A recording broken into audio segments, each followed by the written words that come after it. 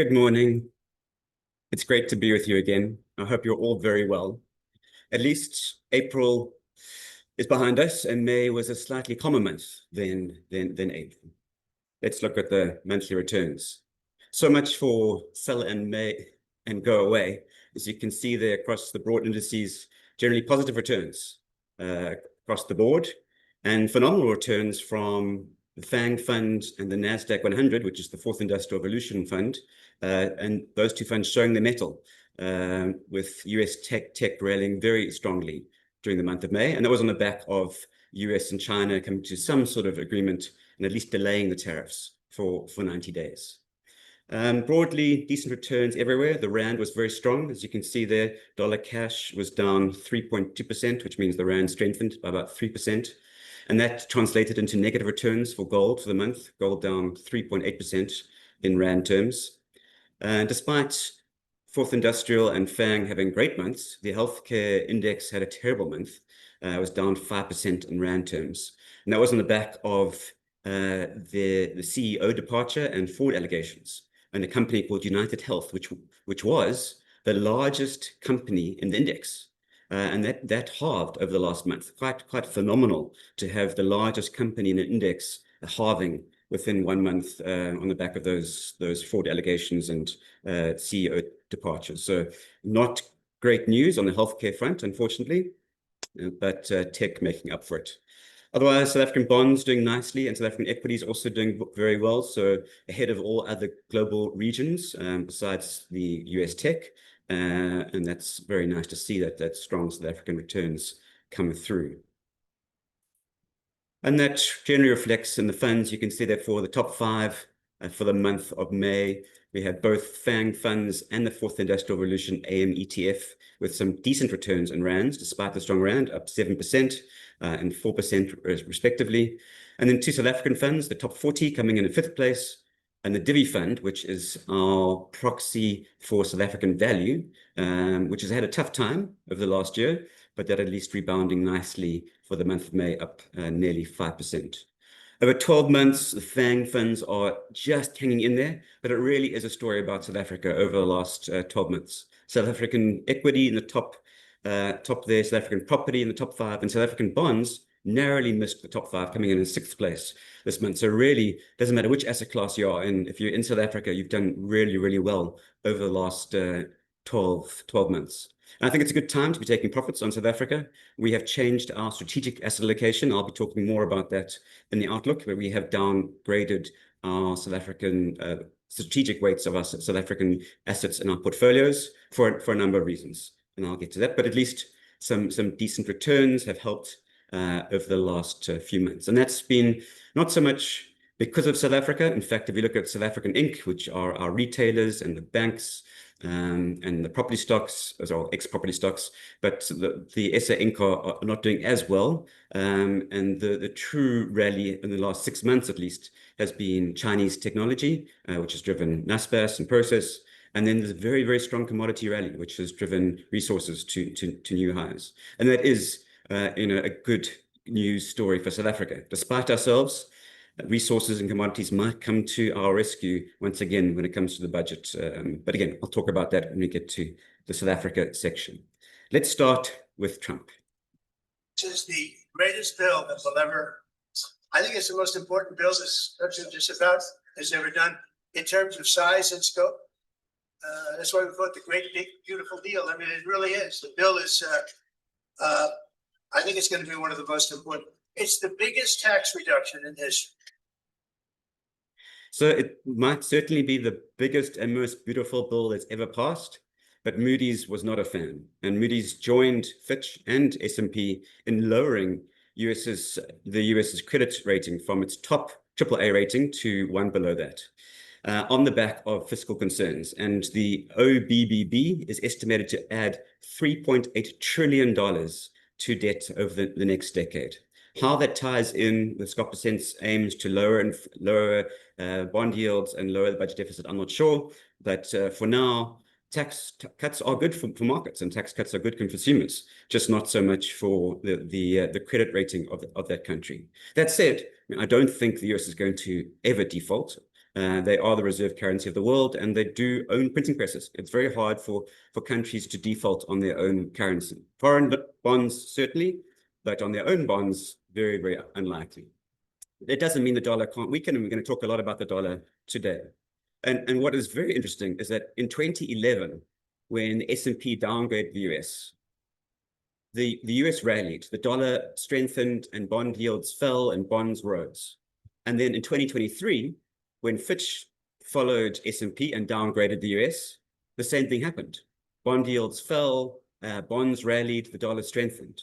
But this time, on the back of Moody's downgrade and following what we've seen over the last month or two, once again, bond yields rose and the dollar weakened.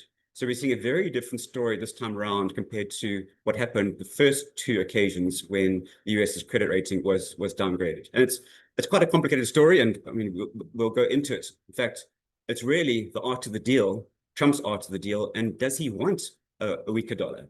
And that's what we're not really sure. But let's see what he's achieved so far. So the first deal that came up in the month of May was the UK. They were the first into the door, and they were promised they got the best deal because they were first and everybody else's deal wouldn't be as good. So the UK has maintained a 10% flat tariff with some minor details around autos and car exports, but also quite short on further details. The next in was China, and there are no details on China because there was no deal. They just agreed to de-escalate from 145% down to 10% and 30% respectively for 90 days. Then there was a great deal in the Middle East, well, a great deal for Trump anyway, who managed to receive a gift of a $400 million Boeing 747-8 from Qatar. And I'll talk more about that later, but it's a great deal for Trump. Then the EU, we knew that was going to be a problem, just because the EU is a collection of various countries, and it's hard for them to all agree on what they want to do, as we've seen just with the recent Polish elections. And as a result, Trump ran out of time and ran out of patience, and he threatened on the Friday to raise tariffs immediately on Europe to 50%, higher than the 30% that was announced from the Rose Garden. But by Sunday, he'd had a phone call with Ursula von der Leyen and agreed to delay the 50% tariffs to the 9th of July. And that's the big date. We're all waiting for the 9th of July. That's when the 90-day sort of ceasefire comes to an end. And what's going to happen then? Because, you know, we are still short on some deals. Japan, like the EU, they're holding out for a better deal, particularly on autos, because you know, that makes it like a big part of their economy. But regardless, let's just assume things stay as they are. So we've got 10% broad tariffs across the rest of the world, 30% on China. What does that do for the US? Well, that equates to roughly 13% tariff on US imports. So JP Morgan, they estimate 13.4% to be precise. They say that that tariff will result in, if you look at the chart, a 7% rise in core CPI by the end of the year. I mean, that is a huge increase. There's a very good chance that the Fed might look through that. We all remember the transitory inflation that happened with COVID didn't turn out to be too transitory. So not so sure if the Fed will look through it. But it's going to certainly, if they don't hike, it'll delay the cuts that they need to do. Not only that, but it's going to slow the consumer because suddenly they're going to be paying 13% more on average for their goods. So back to the dollar. Now, obviously, pushing up bond yields and these higher inflation numbers is not good for the dollar, and it does lead to a weaker dollar. Now, when it comes to what Trump wants to do, which is to make America great again, particularly focusing on American manufacturing, well, tariffs aren't really the best route. We know this, and we've discussed it. Manufacturing in the US is less than 10% of GDP. It's tiny. The average manufacturing salary is well below the national average. It's going to be hard to try and get that to recover. If they wanted to, an easier route is to just weaken the dollar. A weaker dollar would immediately make US manufacturing goods more competitive. It would also lower the trade deficit, which would assist with percent's targets and raise growth. So the question is, well, why aren't they trying to weaken the dollar? And they aren't officially. So both Trump and Percent support a strong dollar. That said, Percent has actually come out to say that he supports other countries having strong currencies. So the dollar must be strong because it can't be weak, but everybody else's currency must be stronger. So maybe that means that he wants a weaker dollar. There's also conspiracy theories and rumors going around about the Mar-a-Lago Accords, in which Trump would endorse officially a weaker dollar, but that has not come to light, and there's certainly no proof that's happening. But regardless, whether it's because of these rumors or whether it's because of the lower relative growth that the US is seeing because of higher import tariffs and lower consumer spending, or whether it's because of the aggressive fiscal spend and the extra $4 trillion added to debt, or the credit downgrades, or the rising inflation, the result is bond yields have been pushed up and the dollar has weakened. So whether Trump explicitly wants a weaker dollar or secretly wants a weaker dollar, his actions are resulting in a weaker dollar, which should help US manufacturing, but it has some other impacts on America as a whole. And we'll look at that now. That said, before I move on to the US, if Trump's deals managed to get a huge amount of foreign direct investment into the US, we're talking billions and billions of dollars. If that happens, well, that could support the dollar, and we could actually end up having a stronger dollar than it is right now. So it's not just a one-sided story. Certainly, the dollar is the most shorted by speculators in history at the moment. So everyone's expecting a weaker dollar, which sometimes leads to the reverse, at least in the short term. Okay, so moving on to the US, we had the FOMC, and they decided to keep rates flat as expected. And Jeremy Powell said that it's appropriate to be patient. Basically, they're waiting on data and what's going to happen. So far, incoming data, yes, it's backward looking, but inflation in the US has actually come in below expectations, which has allowed the Fed to stay patient. But concerns about future inflation means that they haven't cut like they probably were planning to if it wasn't for these huge tariffs. At the same time, Trump's trying to desperately make sure that they cut rates and look through the tariff increases. And so he once again attacked the Fed, this time in a more measuredly approach. And he just said that the Fed was making a mistake. For Trump, that was quite polite. But he's definitely making it very clear that, yes, while Americans are going to face higher inflation, and they're going to pay more for food and more for goods and more for their iPhones, oil prices are coming down, and he is claiming a lot of that responsibility. Again, I'll talk to that a bit later on the oil price. So if the oil price can come down and Trump can talk interest rates down, he's hoping that will balance out food inflation. It's not going to, and things are more complicated than that. It's not like everyone has an equally weighted basket of oil, food, and interest rates. But certainly he's trying to help. But it's unlikely at the moment, at least while Powell is in power until mid next year, that we're going to see aggressive rate cuts. Market is pricing in a few rate cuts too this year, but if that inflation starts to pick up towards the end of the year, as JP Morgan estimates, it's going to be difficult for them to do that. Okay, so moving on to the US. The US is definitely slowing, which is one of the reasons that inflation is coming through a bit softer in the US, and why Powell is able to just be patient. So some of the more soft numbers we're seeing: small business optimism declined, retail sales have turned negative, factory production fell for the first time in 6 months. The leading economic indicator continued to fall for 6 months in a row. And then a big one, the Michigan Consumer Sentiment Index plunged to its second lowest reading on record. So that's pretty concerning. So a lot of soft data coming through. On the other hand, there's always two hands for every economist, sometimes three. The Conference Board's confidence index had its largest monthly gain in 4 years, and that was on the back of the delay in tariffs, just showing what a huge impact tariffs have had on consumer confidence and, as a result, on investment confidence and business confidence.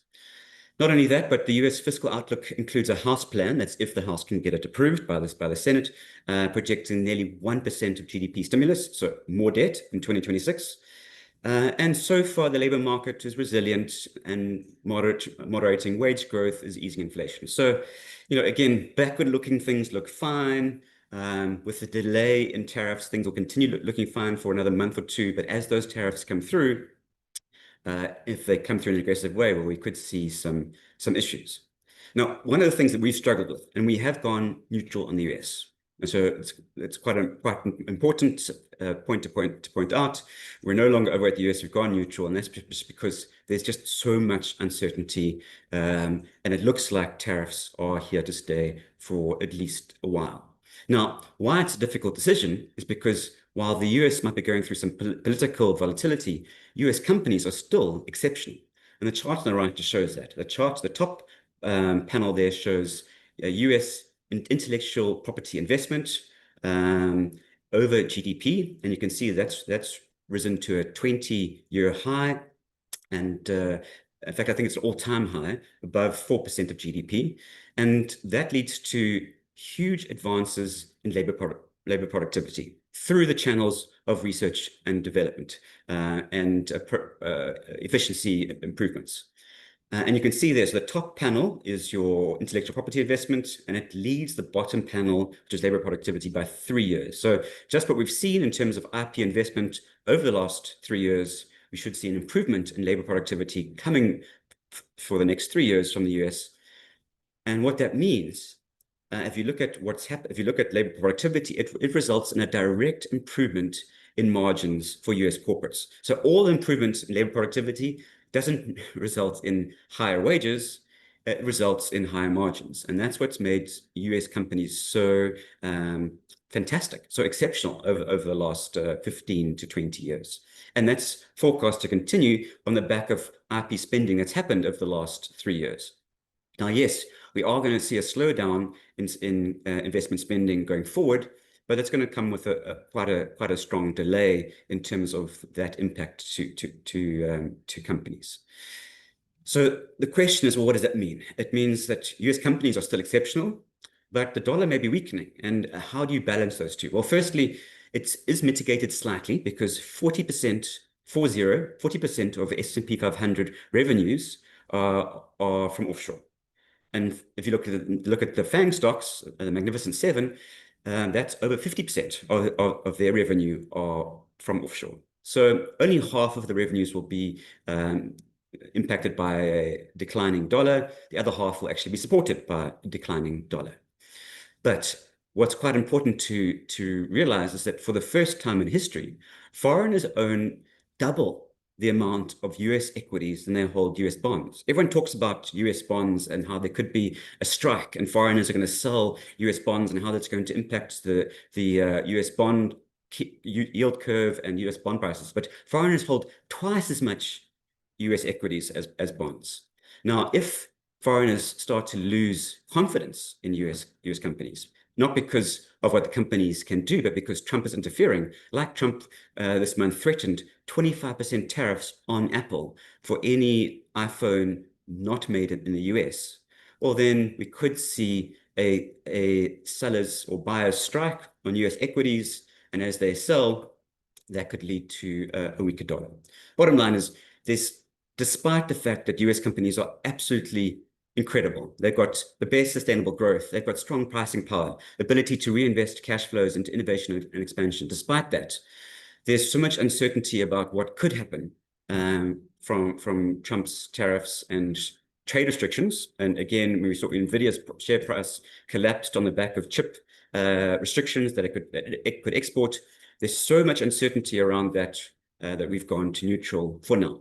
Still acknowledging that US companies are probably the best companies in the world, but just acknowledging as well that the outlook in the US is looking rather murky at best. So reining in risk and sitting neutral on our MSCI All Country World Index benchmark.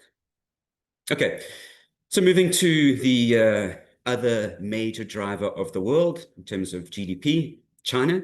Here you have Scott Bessent in Geneva talking down any conflict between China and the US, and he's saying neither side wants to decouple, which is great, and it was the reason why markets rallied so strongly in the US, particularly US tech, on the back of the fact that there's at least a delay in the tariff wars between the US and China. Now, that said, the volatility and uncertainty just continues, and yesterday Trump came out to say that accused China of violating the Geneva Trade Truce Agreement, and in the same breath announced 50% steel tariffs from tomorrow. Now, that's a major concern for Europe and China, being both being big exporters of steel or components that are well, goods that are very, very reliant on steel, like autos. So once again, that volatility and that uncertainty is back to new highs. And there's definitely a slowdown happening in China. As I've mentioned before, one of the slowdown factors that we were looking forward to come through towards the middle of this year, and why we are neutral on risk, is that there was a lot of front running. Companies were building up inventory, buying ahead of time, ahead of the tariffs to avoid the tariffs. And now the tariffs are in place, even if it's just the 10% and 30%, they will start to use those inventories and trade will fall. And that's coming through very clearly. China's new export orders PMI index dropped to 44.7% in April. That's the lowest level in 3 years. So definitely China's growth from an export perspective is collapsing. But at the same time, domestic support is increasing. And we can see that in the domestic data, credit issuance rose to 28%, which is, well, by 28%, which is fantastic. And housing is recovering and infrastructure investments are also picking up. And when it comes to the Chinese economy, it has a lot of room to grow. I mean, there's a lot of issues, but it has a lot of room to grow. Consumption only makes up 40% of GDP. Now, if you compare that to the US is 70% of GDP. And it's not just a DM, EM issue. India's consumption as a percentage of GDP is 60%. So China could easily go, well, not easily, but China has the scope to go from 40 to 60. That's a huge increase in terms of consumption supporting the GDP. It's going to take time, but at least there is some runway for that to happen. Now, that said, China does have issues, and the chart on the right shows the big concern for Xi Jinping, and it's a political concern, is unemployment. Now, youth unemployment is probably the biggest concern. I mean, that's rising rapidly. But even if you look at broad unemployment, you can see there it's sitting at 5.1%. That's the blue line, pretty much in line with the last decade, not too concerning, until you look at the green line, which is business recruitment intentions. And you can see that is foretelling a massive increase in unemployment in China, which would be a political disaster. So it's likely that we're going to see continued support for growth from the Chinese government and the Central Bank of China to try and avoid an increase in unemployment. Even if growth is recovering, as we've seen, we need employment to recover and investment and business confidence to recover. And until that happens, we think a lot more support is going to come. So what happened in the month of May? Well, PBOC delivered a 10 basis point cut to their 1-year and 5-year loan prime rates, and then, which is the 8th cut since October. So they definitely are showing a much more growth stimulated monetary policy. And they also announced a 50 basis point surprise cut to the bank's required reserve ratio. So if we look at emerging markets as a whole, we did increase EMs up to neutral when we decreased the US down from over to neutral, but we're still sitting at neutral. So on the one hand, there are a lot of reasons to be positive for the emerging markets. The weak dollar is a big positive. Firstly, 80% of EM debt is in dollar terms. So as the dollar, so you're sitting with those EMs sitting with dollar debt, as the dollar weakens, that debt just automatically shrinks, and the interest payments shrink. So, and that falls straight through to the bottom line. So you've got this direct positive impact on EM companies from a weakening dollar. Not only that, but a weakening dollar helps commodity prices, as we've seen in South Africa, and stronger commodity prices. EMs tend to be manufacturers or exporters of commodities, and that helps not only trade deficits, but budget deficits and profitability. So a weaker dollar helps lower finance costs, it helps push up profits, and obviously that's good for EMs. And China looks like it's going to be quite resilient to the slowdown. Now, that said, there is a slowdown that's already here. The trade war and tariff war has led to the front running, which has led to this global slowdown that's on its way. Plus, and I'll talk about more in the outlook, I think there's more rebalancing and slowing of growth just until this uncertainty disappears. And emerging markets have a high beta to global trade. Generally, they are very dependent on global trade, like Germany is, and Europe as a whole, very dependent on exports. So if exports start to slow, well, then that's something we need to look at. And if you look at the numbers out yesterday on the US, their imports are down to a 16-year low. And that again talks to the slowdown that's front running, and their exports are down to a 5-year low. So the latest data as of yesterday is showing this incredible slowdown from the front running of tariffs. Okay, back to Trump, just because I can't resist.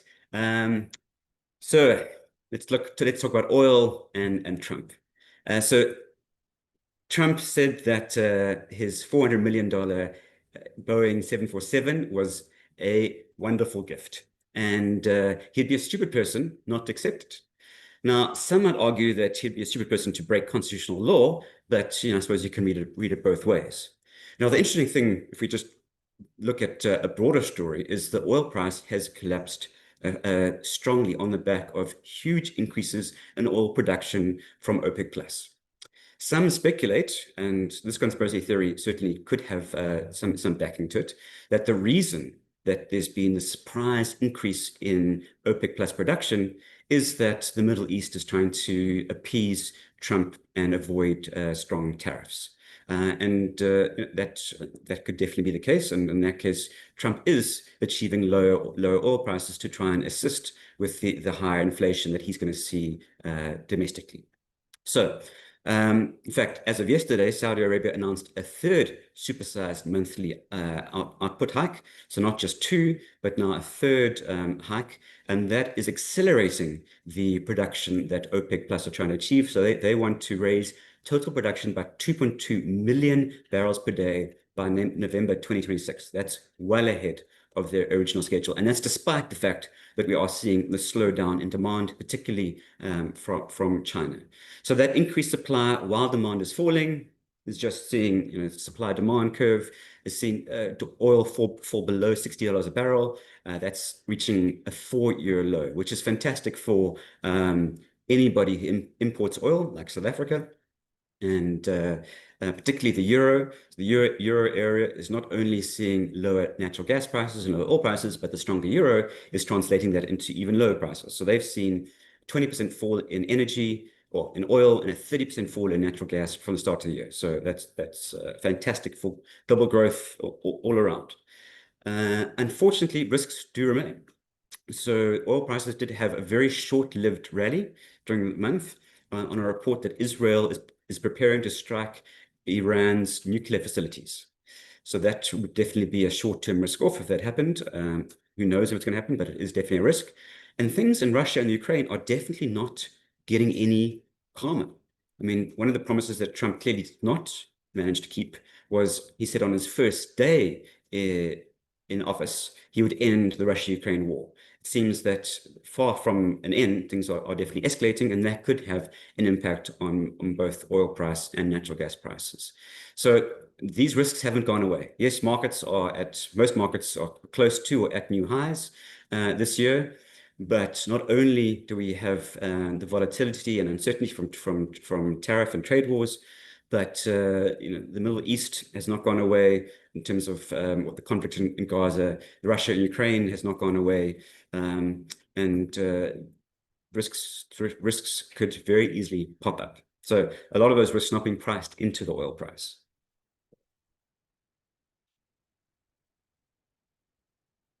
Okay, moving on to South Africa.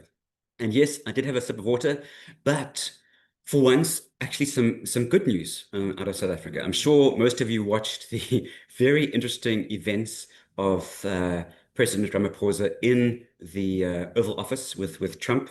I was incredibly proud to have Ramaphosa as my president in that moment. I just thought he was cool, calm, collected, just a true statesman, handled himself with aplomb, and compared to all the ramblings that were going on around him, he just stayed perfectly under control. And I just thought he looked great. So that was the one good news. The rest of it was a lot of bad news, and whether there was actually any concrete trade details as a result afterwards, No, we don't know. Yes, there were some reportedly good deals, but that's what Trump tells us about everything. Yes, there's some good deals happening with the UK. Yes, the best deals are coming out, but all these deals are very short on details. So we will wait and see. And then we moved on to budget 3.0, with Enoch here saying that fiscal sustainability remains the core. And yes, the budget was good. It was better than budget 2.0 and better than budget 1.0. But still, even though it was better, um, even though it was an improvement, and we're focused on the right issues, debt continues to grow, and there's a lot of execution risk. So we're not changing our view that things are a concern in South Africa. So let's look at the budget 3.0. But before I look at that, let's quickly look at the SARB also met this month, and they cut interest rates about 25 basis points, which is a relief, thank goodness. It's slightly less strain on the South African consumer. They also mentioned that although there was some talk in Budget 3.0 about lowering the inflation target from 4.5% to 3%, that although that's their preferred measure, nothing's happening yet. So let's hope that there's no change for a while. Okay, but back to the budget. So the budget had good spending cuts, which is fantastic. There was $53 billion of spending cuts over the medium term out of education and health and home affairs and PRASA. So that at least we saw reduced spending. It wasn't so much that they're getting less money than from last year, but just not as much, as the increases are smaller. Then the big story was about VAT. Obviously, there was a lot of controversy around VAT. So the 69 billion rand of that was going to come from increased VAT had to be replaced. So what happened? Well, so we lost 69 billion rand. 11 billion was found by increasing the fuel levy over the next 3 years. So we are going to see higher fuel prices, despite the fact that oil is coming down. Unfortunately, unlike the rest of the world, we're going to see higher fuel prices. And then there was a 41 billion rand unspecified, which when it came to more details about that, it's hopefully 20 billion rand from SARS becoming more efficient. So basically still collecting more tax, hopefully from people who due tax as opposed to more tax from people who've already paid what they need to pay. And then 20 billion rand from some tax increase, which will probably be personal income tax, just because VAT has proven to be so controversial. So really what's happened is we're still going to pay more tax. It's just to avoid any controversy that tax just didn't get a name. That is not great. Despite that, the debt to GDP continues to rise, and it's now only going to consolidate at 77.4%. And this is, which brings me to the chart on the right, which shows that debt to GDP in around 2007, 2008 was around 30%. And that's just awesome. Since then, every year it has increased. And for the last 5 years, it's been forecast to consolidate, but that consolidation has never happened. It just keeps on increasing. And the IMF in October last year, they forecasted that trend is going to continue. They just say, well, listen, you've got, what's this now, 13 years where you haven't been able to consolidate debt. What's going to change? And Fitch at the same time said the same thing. After the budget, they said debt remains on an upward near-term path, and we have to agree. In fact, not only does debt remain on an upward path, and not only does the budget 3.0 come with a lot of execution risk, but the day after the budget, National Treasury announced a 51 billion rand guarantee facility to Transnet. So that's why there's so many lines on this chart. The purple line is gross debt plus contingent liabilities. And when it comes to the rating agencies, they are not stupid. They look at government debt as well as contingent liabilities, which is debt that government has guaranteed that sits in other entities. So we're already sitting, and this is before we peak and consolidate, currently sitting so that 92.5, once you include Transnet, that rises to 93.2% of debt to GDP. I mean, that's above most developed markets. That's very, very concerning debt levels. And as I said, there's a lot of execution risk. Firstly, we have to hope that SARS can find all those baddies that haven't been paying tax within the next few months. Then we have to hope that education and health and home affairs and PRASA do actually cut their expenditure. Then there's still a concern about the social relief of distress grant, which remains unfunded. And that's a huge amount. Not to mention SOE bailouts, like we just saw on Transit, 51 billion rand, and municipalities, which are a massive risk. The debt that's sitting in municipalities that is owed to other SOEs, like water boards and Eskom, is huge and mostly sitting in arrears. So that is very, very concerning. So in general, a lot of execution risk, and it comes down to growth. The only way we can get this chart to turn, only way we can ever consolidate debt, when you're paying 22% of every cent of revenue, or 22 cents of every rand of tax revenue to interest, the only way you can get that to turn is by growing. And the reason why we haven't been able to get this debt to consolidate is because our growth is abysmal. We've grown over the last decade at an average of 1.5%. So until we can start getting decent growth, we're in serious, serious trouble. And to get decent growth, we need reforms. We need labor reforms, visa reforms, energy reforms, transport reforms. Now we're starting to see beginnings of that. I mean, Transit has put out some port tenders, so maybe we'll start to see some public-private partnerships happen. That is definitely our ray of sunshine. The reason to be optimistic about South Africa is that the private sector can work with the public sector to start to turn things around, like happened with Eskom. But Eskom was an absolute nightmare, and there was forced change. Things aren't happening as fast in the other departments.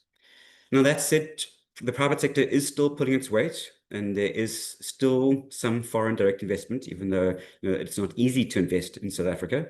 But Microsoft announced a 5 billion rand investment into SA between now and 2027. And the EU Global Gateway investment package was announced. That was announced in March, which is another 4.7 billion rand, which will be invested into renewable energy. So there are some bright points on the outlook, and definitely the private sector has started to pull its weight, not only in the private sector, but helping local communities, helping SOEs, helping the government get things improved. But private sector can only do as much as that it's allowed to do. And legislation had to change before the private sector could help Eskom. And likewise, when it comes to ports, Cape Town has been fighting to try and assist with the ports, and hopefully that's happening now. But there's still a lot of reluctance when it comes to and some ideological concerns about allowing the private sector to help. So the ideological battles remain, and until those are passed, the 3% growth target is going to take some time. So for now, we remain neutral South Africa, equity and bonds. And that brings me to overall positioning. Okay, so to sum it up, two hands, we are neutral, pretty much everything.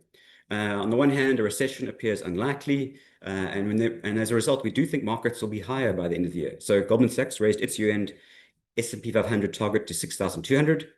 JP Morgan reduced its recession probability from 60% down to 40% on the back of three things. The agreement between the US and China, which marks a significant de-escalation. Energy prices, oil prices continue to fall. And then there's potential for US fiscal support to increase in 2026. Now, that said, economic uncertainty remains at an all-time high. This week is just another example. A day after, so Monday morning, we received news that the US Court of International Trade ruled that Liberation Day tariffs were illegal. The dollar rallied, US markets rallied, and then a few hours later, a federal appeals court reinstated those same tariffs. And a day later, Trump announced 50% tariffs on steel from the 4th of June. So we're just torn between things, tariffs off, tariffs on, tariffs off, tariffs on, and no one knows what the outlook's going to be. But despite the fact that the international trade court ruled that Liberation Day tariffs are illegal, it's unlikely that they're going to go away. Even if that is upheld, there are a number of other statutes that can be used to implement tariffs. Most of them are short-term, but they can be rolled. Not only that, but the 50% tariffs that Trump threatened on the EU, even if it was only for a weekend, plus the 50% steel tariff that is going to go into effect tomorrow, shows that Trump's going to keep tariffs happening. Not only that, but we're getting closer and closer to the 9th of July, when the 90-day pause ends. And then what happens? I mean, yes, there's half a deal with the UK, but that's about it. So a lot needs to happen within the next 5 weeks before that 9th of July outlook. And it looks like that those deals may not happen. I mean, the EU is definitely ramping up its rhetoric about retaliatory tariffs. So maybe all the tariffs get rolled back. If they all roll back and we just have the 10% broad tariff that's going down, well, then that still leads to global GDP falling by 0.5% and US effective tariff of 13.4%, which is US inflation of 7%. You know, that's not going to be good for the US. Meanwhile, the EU is not doing much better. Their PMI dropped to a 6-month low. And although there's this 500 billion euro infrastructure fund on its way in Germany, structural reforms need to happen before growth can recover, particularly on the labor side. And labor reforms face huge political risks, like they do in South Africa. So it's unlikely that that's going to happen anytime soon. I've also mentioned that we're heading for this huge slowdown in growth as a result of 2 reasons. One, the end of the front running of tariffs. And that's already coming through in some of the May data in the US, and similarly the uncertainty, which is also leading to the May data. So the data coming out yesterday on May US ISM, both employment and manufacturing forward-looking planned indices falling below 50. So those are all concerns. And then the big one is bond yields, and that's the chart on the right. Now, bond yields don't always actually coincide with falling equity markets. In fact, often in the late stages of an economy, when the economy is getting quite heated, inflation picks up, and as a result, you get markets rallying while bond yields rally. But that's not the cause of, it's not strong growth that's leading to bond yields rallying. So you have to differentiate bond yields rising because of good reasons, which is high growth, and bad reasons, which is high inflation. And over the last year, as you can see, every time the blue line, which is US bond 10-year yield, every time it peaks above 4.5%, so there's a dotted line here at 4.5%, every time the blue line goes over that, well, US markets come under pressure. And that's why we do think that it's going to just keep a cap on US markets in the short term. Because, why did Trump blink in April? Well, because of the bond market. And now the bond market is actually higher than when he blinked. So that is definitely going to be a cause for concern. So whether it's rising inflation that's pushing up these bond yields in the US, or rising debt or credit downgrades, it's all having an impact on the bond yields. And combined slower growth and rising yields means that we are concerned about the short term. So again, sitting neutral, because by the end of the year, we do think that the markets will have looked through the inflation and markets will be rallying. But in the short term, the markets could fall on this bad news. It all depends on how much markets look forward. And you never know, because markets are driven by crowds and AI. And sometimes the AI and the crowds look short term and sometimes they look long term.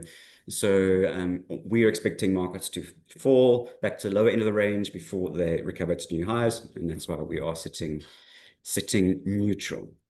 So at the beginning of this month, we did actually go overweight equities on the back of lower US inflation, but we cut that again towards the end of the month on more tariff uncertainty, so back to neutral. So I think it's important to just talk about our neutral position. So as I said, we are neutral regions between US emerging markets, Europe, Japan, against the ACWI benchmark. So within global equities, we're neutral. When it comes to asset classes, we are neutral equities, neutral South Africa, neutral South African equities, South African bonds. So very little relative risk at the moment. However, and it's a big however, on the 1st of May, we did change our strategic asset allocation. Now, that's not a short-term decision. We've done it in 2022, we did again we did in 2018, then 2022, and now in 2025. So every 3 years, we've changed our SAA. It doesn't mean we don't continually review it, but it just so happens that we've changed it every 3 years. And there have been some big changes to our SAA. And the biggest one is that we've increased our global weight for our Signature 70 fund and the Skeleton Balance 70 fund by 7%. So that's 5% SA equities have gone into global equities and 2% SA bonds into global bonds. So why? So a number of reasons. Firstly, we do think that over the next 10 years and 20 years, maybe even 30 years, for a lot of structural reasons, high debt, aging populations, we're going to see lower global growth. And lower global growth impacts emerging markets more because, as I said, emerging markets have high beta to growth. So if growth is slowing, emerging markets will slow more. So that immediately has an impact on South Africa. Then there are SA-specific issues. And part of that is the fact that we did think that reforms would lead to improved SA growth, and that hasn't happened. So we're penciling in lower SA growth going forward, or in line with what we've seen for the last decade. So we've lowered our SA growth outlook on the back of lower global growth and SA-specifics being no reforms. And then at the same time, it's because of valuations. And now, and the SA equities are certainly not expensive, and SA bonds are certainly not expensive. They're probably fairly priced compared to other EMs, about in the middle from a valuation perspective. But South African equities, despite being middly priced, South Africa's economy is expected to grow 1.2% this year. Emerging markets ex-China, because China has a much higher growth rate, but even excluding China, emerging markets are expected to grow at 4.5% this year. So you've got 3 times the amount of growth in the rest of EM. Should we be priced to the same multiple? And then similarly on SA bonds, our bond yield curve is likely to continue to steepen as our debt doesn't converge. Now, yes, again, valuation is not bad. We've got amongst the highest real yields in the world. We're probably behind Brazil and maybe one other country in terms of real yield. So it looks attractive, and there's a decent yield. And South Africa, on its domestic debt, again, can't default, but that curve could steepen, which would lead to capital losses on those bonds. So we reduced our total return expectations for SA bonds relative to global bonds.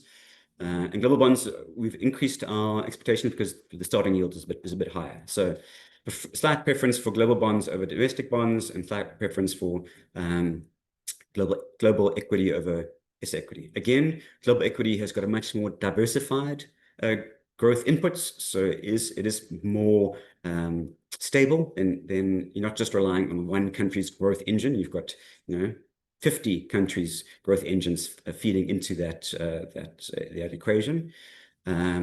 And it leads to a more stable portfolio, because what's nice about having a higher global weight strategically is that the rand is a shock absorber. So when growth slows down, when the world moves into a recession, the rand weakens. And that automatically is a translation of higher rand returns. So as equities fall and bonds fall, so the rand protects you, and so you get more stable returns. And our SAA is designed to try and get the most consistent real returns out of the long term. So there haven't been huge changes to the actual portfolios because we've been slowly moving towards that position from a tactical view anyway. But it is good to know that our benchmark, our starting point, has moved more global, and so we are comfortable sitting in that position. Okay, that's the outlook. Let's take some questions.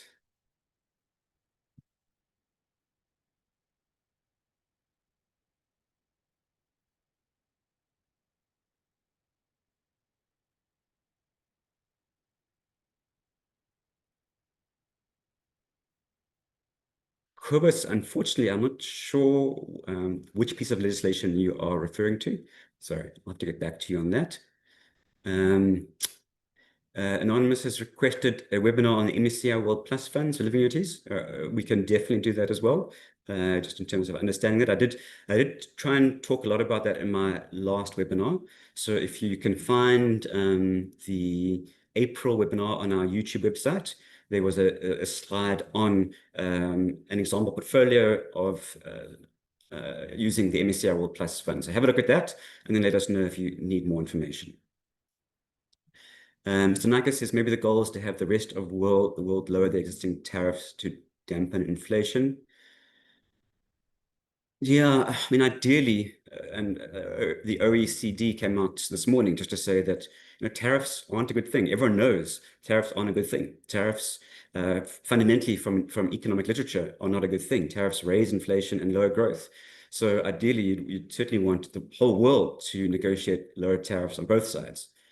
And maybe that can happen, but it doesn't look like the US is going to go below their 10%, even if the rest of the world removes all their tariffs, like we did have Vietnam offering to do. So we'll see what happens with Trump and that. And certainly, it's one of the reasons we are sitting neutral. There's the probability that things could get a lot worse as Trump tries to prove he's doing the right thing, or that he could just secretly, quietly walk back all the tariffs.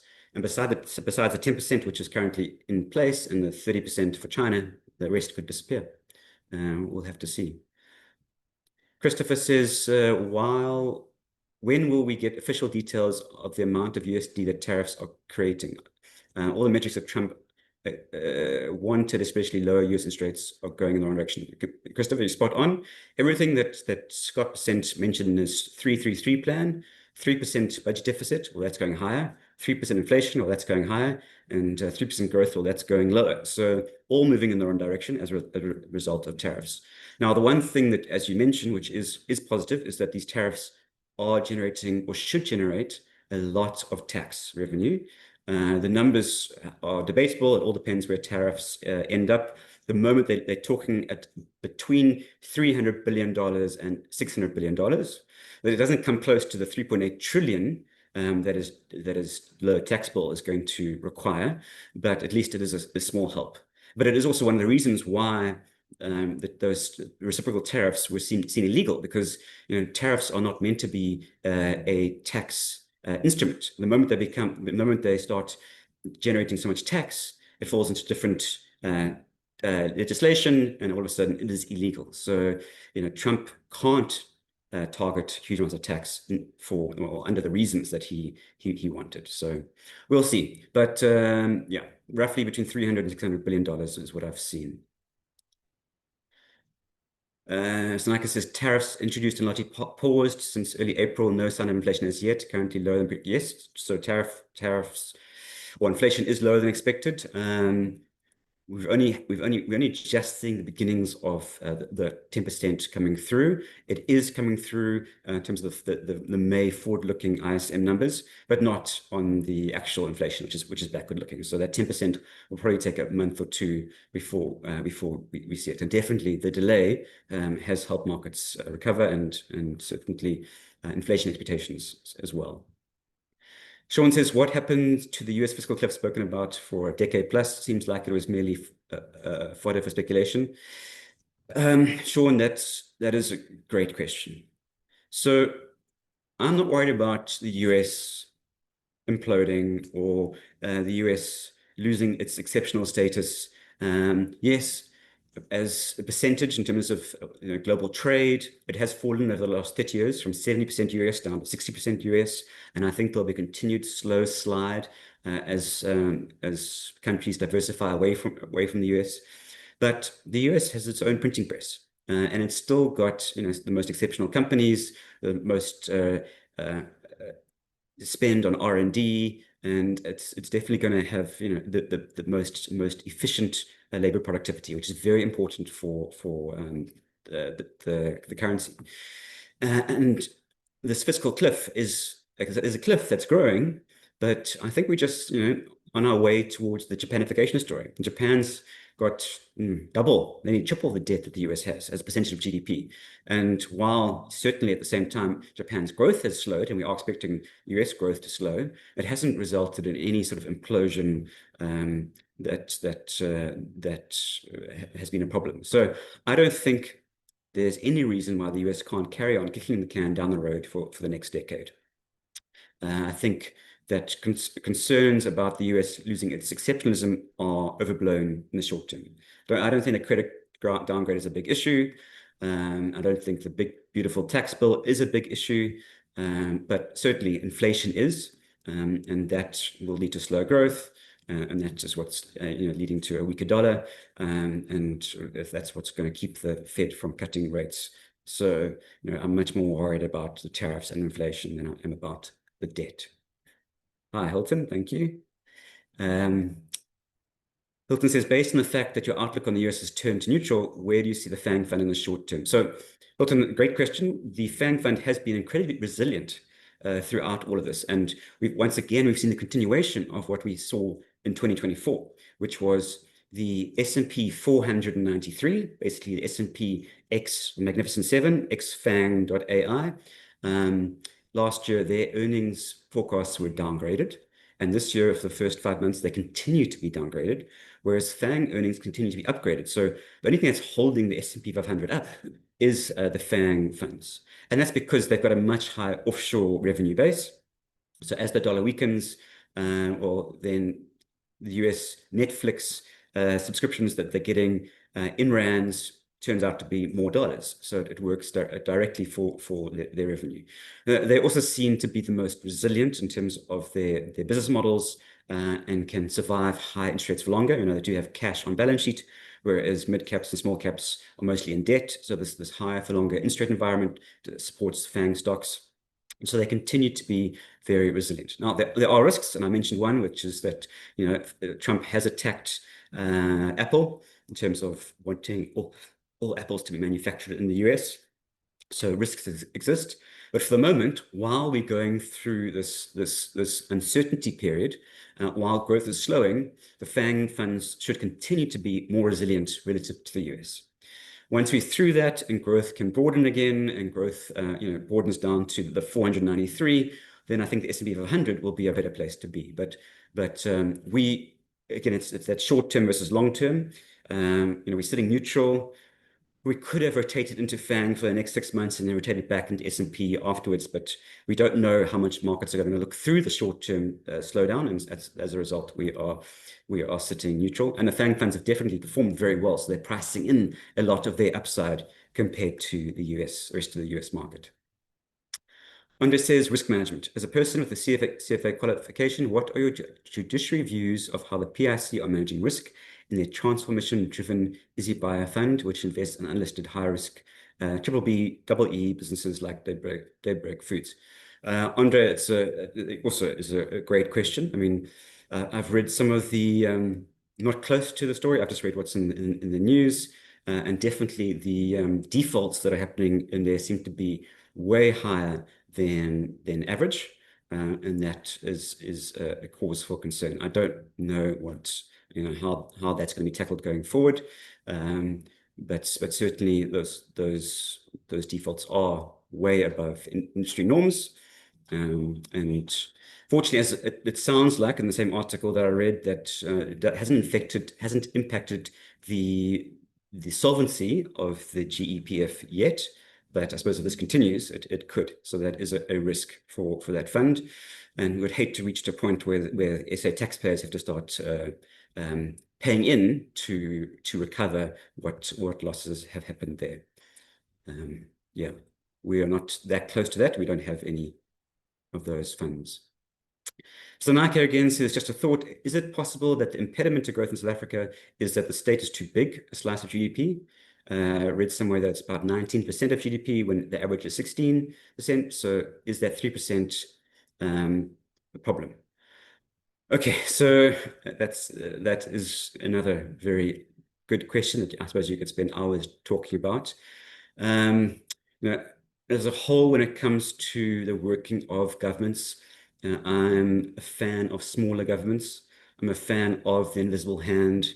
That yes, capitalism does have issues, and that it does, it needs some framework and some boundaries. But the free market is the most efficient way of allocating resources. So the moment you move away from the free market, the moment you start trying to impact and control that, well, you're going to lead to less efficient outcomes because there's bound to be something that you didn't expect, and you have these indirect consequences which can create massive problems. And I think that is one of the reasons that Trump's tariffs have such a big or are leading to so many problems in the US, is that tariffs are not a way of a free market way of trying to adjust US manufacturing. The dollar is. If you just let the dollar weaken through free market forces, that is a natural, efficient way to allow things to be more productive. But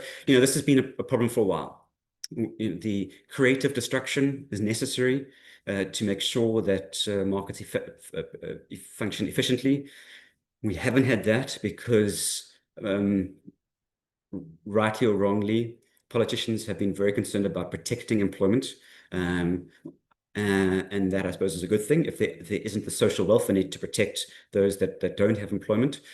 So companies that shouldn't exist are kept going. So it's not just that there's inefficiency in government, it's also inefficiency in the private sector as a result of going through COVID and zero interest rates. There's a lot of inefficiency, but certainly higher interest rates has led to more creative destruction in the private sector, whereas the public sector doesn't really have that impetus. There's no real, besides people voting you out of power, there's no real need to become more efficient. And if populism is voting you into power, well, then you're probably going to be moving away from free markets. So yes, I think you are right. Around the world, governments should try and reduce their reliance on tax revenues and let the private sector more efficiently allocate resources. So it's not just a South African story, it's a global story, but it would be nice to see. It's just difficult to see how that happens, because we just, when you're in a low growth environment, governments have to step in more and more to protect jobs and keep growth going, and you're moving in the opposite direction. So it's one of the reasons why we adjusted our strategic asset allocation, is because we see lower growth, not only from higher debt and aging populations, but because we're seeing increased government influence in spending and in markets, and higher tax revenues as a result. Wayne says, what remedy actions would you see implemented in order to reduce the spiraling debt trap in South Africa? As I said, the only way out of this is growth. We need to grow. So we need to have reforms that will allow us to grow. So we need reforms that can allow business creation, and most importantly, job creation. So that's removing a lot of red ties that reduce us from accessing skills, from accessing even unskilled labor in South Africa. Sean says, how is your asset allocation team positioned locally and globally in terms of house view? So Sean, as I said, we are sitting neutral, our strategic asset allocation, which means we're sitting with about 40% global at the moment in our high risk portfolios. We also have probably more global in our low risk portfolios than most of our competitors. And that's because South African bonds, which have a high allocation in the low risk funds, the conservative funds, tend to be seen as emerging market bonds, i.e. they are cyclical assets. And in a downturn, people sell cyclical assets. They sell emerging market bonds. So our bonds get hurt. They get sold off. Not only that, but as the rand weakens, inflation expectations rise in South Africa, and that again further hurts South African bonds. So having more global in your conservative mandate actually protects your higher bond weight. So we've got higher global, 40% global in our high risk funds, and slightly more global in our low risk funds, as well as peers. Sean says, China has increased military activities off shores of Taiwan. Are you expecting war? And if so, US involvement and SA investment impact? Sean, that's one of those low probability, huge impact events. That is definitely a risk, but I really believe it's a very low probability risk.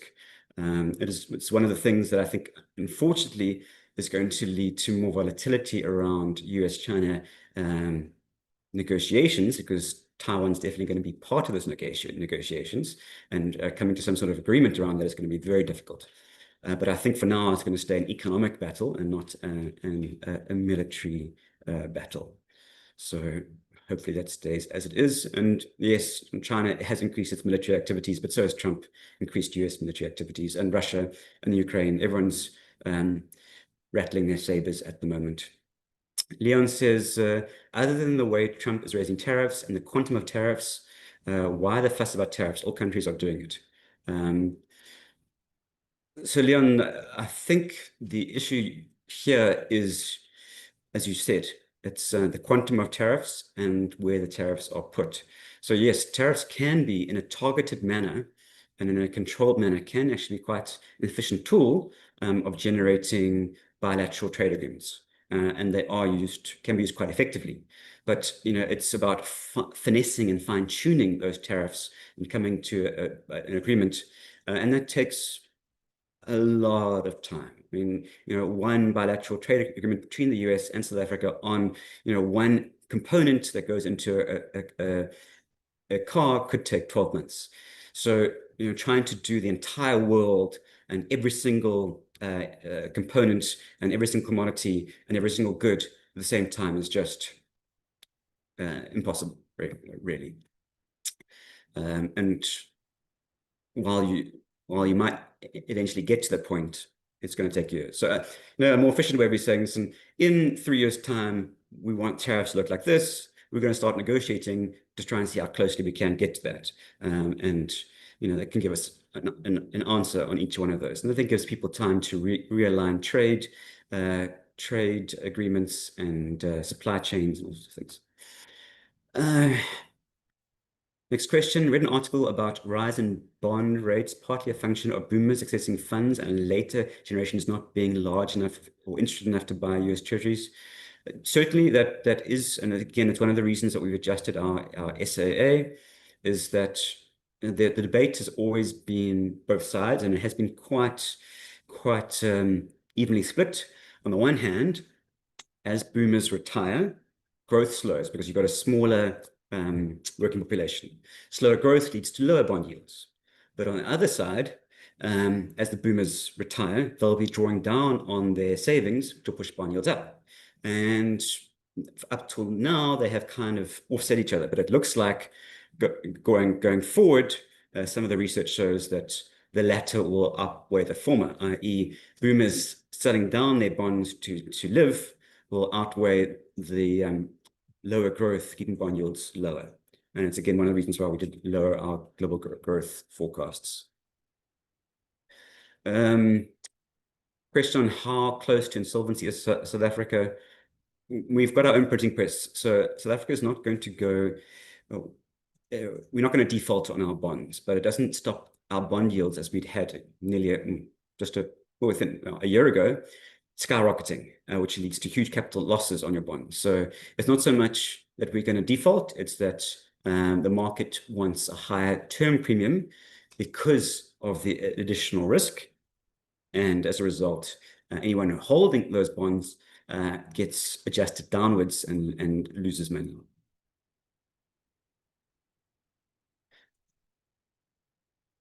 There's another question on, would you move out of skeleton balance 60 and skeleton balance 70 in a living annuity? So moving from 60 to 70 means moving from 60% equity to 70% equities, and that will all depend on the growth income split that you want. So if you want higher growth and lower income, you would sell down bonds and buy into equities. So it's not just a risk story. It's not just a market outlook story. It's understanding what your needs are from an income perspective and as a result, what spare capital you have for growth. Would India look at an India ETF? Not at the moment. We do have our emerging market 50 ETF, which does have exposure to India. So for now, we're happy with that. Until we're prepared to make a huge overweight into emerging markets, we're comfortable with just one fund that is diversified. Andrew says, what reason do you think the world's large central banks are accumulating gold bullion? Andrew, so that's lots of reasons. One is to try and avoid holding assets that can be frozen, dollar assets that use the SWIFT markets. Also concerns about currency debasement because countries are, They can't default, but they have access to their own printing presses, so they just print as much money as they need. So those are probably the two biggest reasons. Once again, I do think that central bank purchasing of gold bullion has pushed gold too high relative to its fundamentals, but that's fundamentals as a commodity, not fundamentals as a currency. So it's difficult to see. I'm not a big believer of the debasement theory of currencies. Yes, I do think inflation is roughly a lie, and inflation is probably twice as high as reported. And yes, countries around the world are printing money to try and get themselves out of trouble. But I still think with aging populations and increased debt levels, the best roadmap going forward is Japan. And until recently, Japan has not seen inflation, and Japan has not seen a currency that's hugely weakened. In fact, it's strengthening right now. So it's in a world where you don't have enough growth, I think you're still stuck in a disinflation environment. And right now there is surplus liquidity, and I think surplus liquidity is driving gold. But when that changes, when we run out of surplus liquidity, I think gold's going to fall with equities. And I think in the times of risk off, if we have a risk off incident, which is a disinflationary or deflationary incident, your only asset class that is going to be counter-cyclical is developed market bonds. I know right now they're out of favor, and right now people worry about inflation. But when it comes to holding a counter-cyclical asset, I think that gold and Bitcoin are both actually currently a risk-on asset. They just, as is SA bonds, they've been driven by global liquidity, as is global equities. So you've got all these asset classes that are being buoyed by global liquidity: gold, Bitcoin, emerging market bonds, global equities, emerging market equities, and the only thing that's not is developed market bonds. And the reason why they will be counter-cyclical is that if you end up in a recession, central banks have to cut rates, and those rate cuts lead to bond prices going up. And so despite liquidity being pulled out of the system, you have a fundamental driver for improved returns. So yes, I have been wrong on holding gold, and yes, I have been wrong on holding Bitcoin. But if I still firmly believe that if you want to hold an asset class to protect in a recessionary environment, your best one is still developed market bonds. Next question: do you believe China's bond market will grow in the next 5 years despite the housing crisis? I do. I think that China's got a surplus savings problem, so their bond market's definitely going to grow as to just absorb that excess savings. And they're still stuck in a deflation market, so their bond prices will probably do quite well. Next question: other Signia funds with high allocations to tech AI? So we are busy putting together a podcast to talk about our AI group of funds, which is not just FANG, but AI, but it's our high growth equity funds. So that includes Fourth Industrial Revolution, and we will talk more about that in that podcast. Next question: when are fuel prices expected to start ticking up? Not anytime soon. The fuel price continues to drop on a year-on-year basis. Patience says, what is the likelihood for SA to cut taxes? Patience, I would love that to happen, but right now we have a national treasury that's trying to maintain a fiscal balance without killing growth, and because they can't cut spending fast enough, they have to keep raising taxes. So we're in this problem of debt increasing and tax increasing while growth falls. So unless growth recovers, we're never going to see a cut to taxes. So we need growth to recover.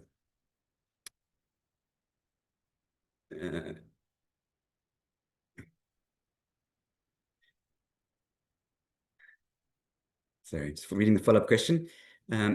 If war breaks out between Russia and NATO,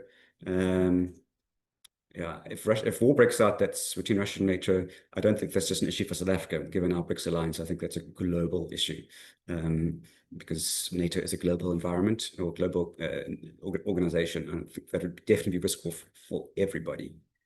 Maybe that's one reason to hold gold and not develop market bonds. Hardy says, looks like Berkshire Hathaway fund is falling. Your opinion? So Hardy, yes, on the last month it did. We had stronger rand, and there was a slight pullback in the price of Berkshire Hathaway when Warren Buffett announced his resignation.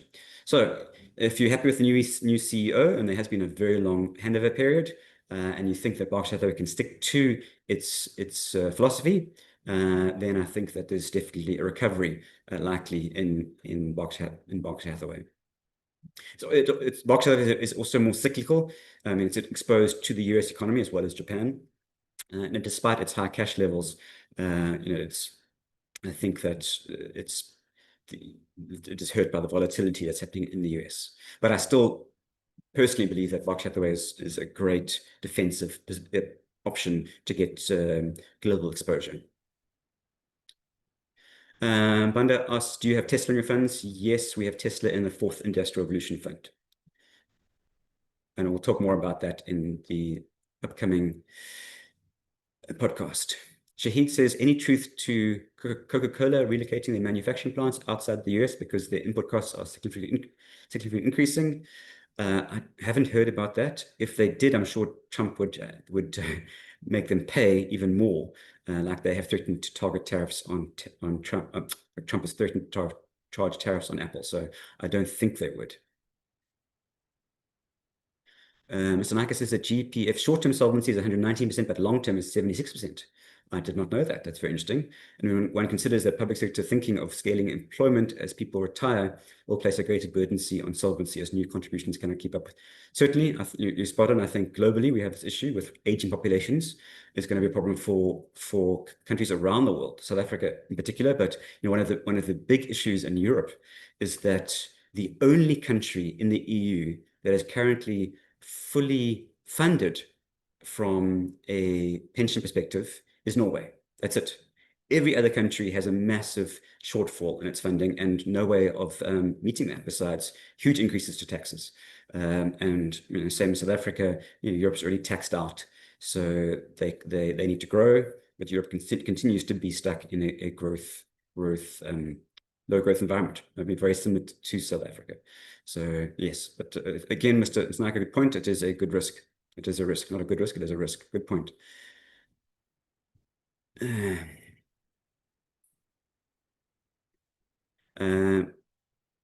Quick question. What is the main difference between Fang.ai and the Fourth Industrial Revolution funds?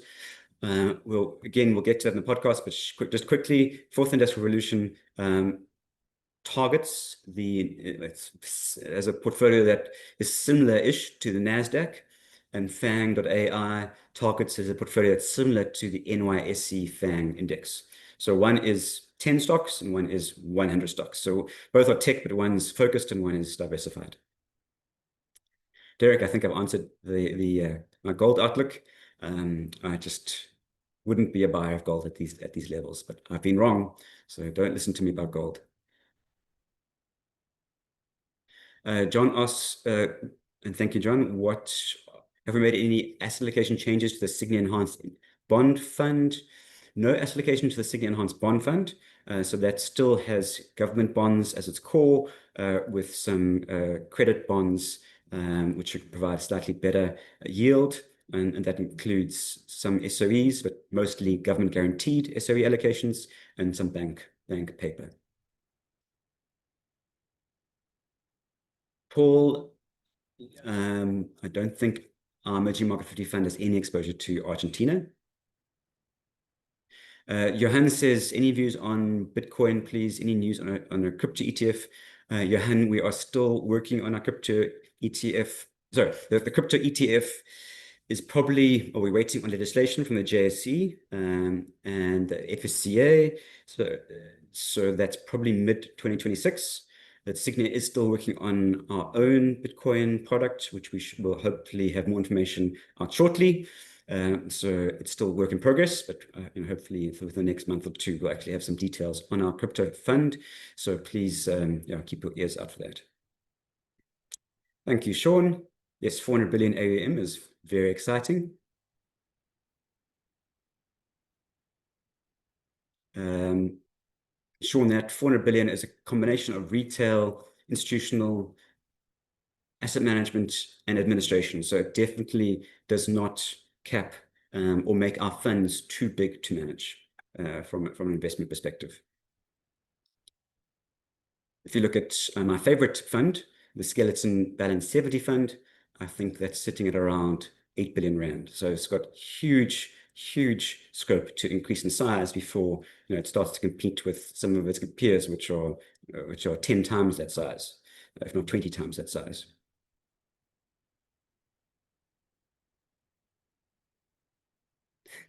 Mark asks a very hard question. If you have $500,000 in cash offshore, can you suggest investment allocation for medium risk? Mark, I'm going to go back to my default answer on this. When it comes to asset allocation, yes, your current funding ratio is important, i.e. do you have surplus capital or deficits in terms of, are you behind in saving? Your risk appetite is important, and you've said medium risk. But to me, those are the small impacts. The biggest answer to your question is your time horizon. Because to me, there's only one risk when it comes to investing. Well, one risk you have to worry about, and that's the play-off between capital risk and inflation risk. So there's always a risk. It's not like you can't do away with risk. This is probably a better way of putting it. So you can either focus on capital risk, so you put your money in the money market fund, and your capital is 100% safe, but you're not going to grow with inflation. The other risk is you put all your money into equities, which are a real asset class, and your capital could halve overnight, but in 10 years' time, your money would have risen with inflation. So you have to always balance these two risks. So there's the risk that overnight you won't, if you can afford 10 loaves of bread, capital risk. If you worry about capital risk, then tomorrow you'll still have 10 loaves of bread, but in 20 years' time, you're probably able to afford 3 loaves of bread. If you're worried about inflation risk, you put everything into equities. In 20 years' time, you can still, you could probably afford twice as many loaves of bread, but overnight, you could only afford half as many loaves of bread. So the risk is just, you have to play one risk off against the other risk. So risk profile is not so much about how much risk you want, it's about which risk is most important to you. And that's all about time frame. So in my rough rule of thumb, if your time horizon is longer than 6 or 7 years, you should be fully focused on inflation risk. So maximum equity. If your time horizon is less than 1 year, you should be fully focused on capital risk. And so that's all in money market.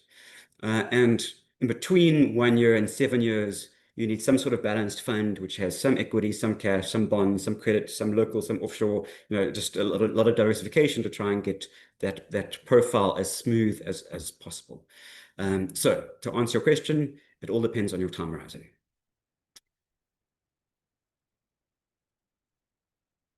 Paul, we're not focusing on Argentina anytime soon, but agreed, lots happening there.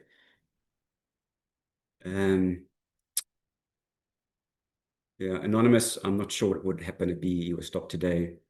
Sanaka, pleasure. Thank you for all your questions. And that's a wrap. Thank you, everybody, for joining. Thank you so much for all the questions.